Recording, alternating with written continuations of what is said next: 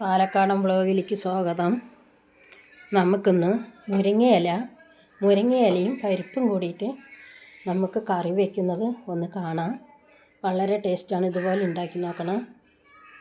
നമുക്ക് നോക്കാം. പരിപ്പ് കഴുകി വെച്ചിരിക്കുന്നു. അതിലേക്ക് നമ്മൾ ഈ സവോള വെളുത്തുള്ളി ഇതിലേക്ക് ഇടണം.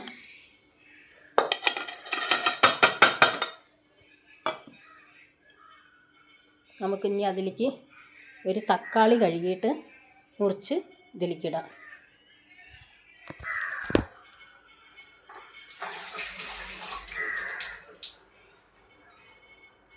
പാലക്കാടൻ വ്ളോഗിലേക്ക് സ്വാഗതം. നമുക്കിതിലേക്ക് മുരിങ്ങയില കറി വയ്ക്കാൻ പോവുകയാണ്. മുരിങ്ങയിലയും പരിപ്പും കൂടെ നമുക്ക് കറി വയ്ക്കാം. അതിലേക്ക് വലിയൊരു സവോള എടുത്തു. വെളുത്തുള്ളി 2-3 പല്ല് വെളുത്തുള്ളി അരിഞ്ഞിട്ടു. നീളത്തിലിതാ അതിലരിഞ്ഞിട്ടു. പരിപ്പ് കഴുകി വലിയുള്ളിയും വെള്ളുള്ളിയും കൂടെ അതിലിട്ടു. ഇനി നമുക്ക് അതിലേക്ക് ഈ തക്കാളി നീടാം. പരിപ്പിൻ്റെ കൂടെ ഈ 3 ചേർത്തി, പച്ചമുളകും ചേർത്തി, 3 പച്ചമുളക് ഇതെല്ലാം കൂടി ചേർത്തി നമുക്കിത് അടുപ്പത്ത് വയ്ക്കാം. ഞാൻ തേങ്ങ ചിരകില്ല, ഇങ്ങനെ പൂണ്ടിട്ടാണ് ഞാൻ ഇടുക. അതിലേക്ക് കുറച്ച് ചെറിയ ജീരകം, ഒരു ശകലം മതി. എന്നിട്ട് നമുക്കിതൊന്ന് അരച്ചെടുക്കാം. നമുക്ക് ഇതിലേക്ക് പരിപ്പ് വെന്ത് കഴിഞ്ഞതിന് ശേഷം നമ്മൾ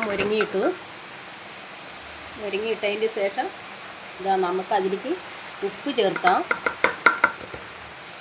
പാകത്തിനുള്ള ഉപ്പ്.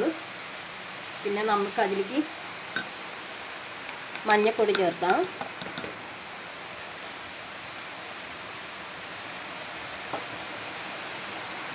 പിന്നെ അതിലേക്ക് മുളക് പൊടി ചേർക്കാം. നമുക്കൊന്ന് നന്നായി ഇളക്കി വിടാം.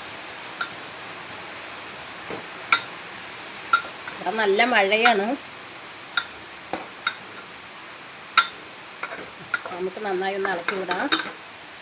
എന്നിട്ട് നമുക്കൊന്ന് മൂടി വെക്കാം. അതിലേക്ക് തേങ്ങ അരച്ചത് ഒഴിക്കാം. നല്ല അരഞ്ഞിട്ടുണ്ട്. അതിന് നമുക്കതിലേക്ക് അരച്ചത് ഒഴിച്ചു കൊടുക്കാം.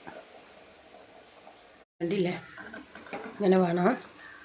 ഇങ്ങനെ നമുക്ക് പരിപ്പ് മുരിങ്ങയിലയും പരിപ്പും കൂടെ ഇട്ടിങ്ങനെ ചാറ് വയ്ക്കുക. കുരുമുളക് ഒരിക്കലും ചേർത്തരുത്. അധികം ആൾക്കാരും കുരുമുളക് ചേർത്താറുണ്ട്. പക്ഷേ മലപ്പുറം ജില്ലയിൽ എങ്ങനെയാണെന്ന് അറിയില്ല, ഇവിടെ ചേർത്താറുണ്ട്. പക്ഷെ അതൊരു ടേസ്റ്റ് കമ്മിയായ പോലെ തോന്നും. ഞാനിങ്ങനെ വയ്ക്കുള്ളൂ. പിന്നെ ഇതുപോലെ വയ്ക്കുക, നല്ല ടേസ്റ്റാണ്. ഇതുപോലെ നിങ്ങളും ചെയ്ത് നോക്കണം. അതന്നെ, ഒരു തക്കാളി, ഒരു വലിയ സവോള നീളത്തിൽ അരിഞ്ഞത്, പിന്നെ തക്കാളിയും, അത് ഇതിൻ്റെ കൂടെ ചെറിയ ഉള്ളിയും, ഒരു 2 പല്ല് വെളുത്തുള്ളി അതും അരിഞ്ഞിട്ട്, 2 പല്ല് വെളുത്തുള്ളിയും, ഒരു വലിയ സവോളയും, ഒരു തക്കാളിയും, അത് ചെറുതായാലും വലുതായാലും ഒന്ന് മതി. അത് അരിഞ്ഞ് ഈ പരിപ്പിൻ്റെ കൂടെ ഇട്ട് വേവിച്ചതിൻ്റെ ശേഷം ഈ പരിപ്പ് വെന്തതിൻ്റെ ശേഷം നമ്മൾ ഈ മുരിങ്ങനെ അതിലേക്ക് എടുത്തിട്ട് മുരിങ്ങ വെന്തതിൻ്റെ ശേഷം നമുക്ക് അതിൽ തേങ്ങ ജീരകം ഇട്ട് അരച്ചതാണ്, അത് അതിലേക്ക് ചേർത്തി. ഇനി നമ്മൾ തിളയ്ക്കട്ടെ. നമുക്കതിലേക്ക് താളിക്കാൻ എണ്ണ ഒഴിച്ചു. അതിലേക്ക് നമുക്ക് കടുകിടാം. അതിലേക്ക് വെളുത്തുള്ളിയും ചെറിയുള്ളിയും കറിവേപ്പിൻ്റെ ഇലയും കൂടി ഇതിലിട്ട് താളിക്കാം. കമൻറ്റ് ചെയ്യണേ, ലൈക്ക് ചെയ്യണേ.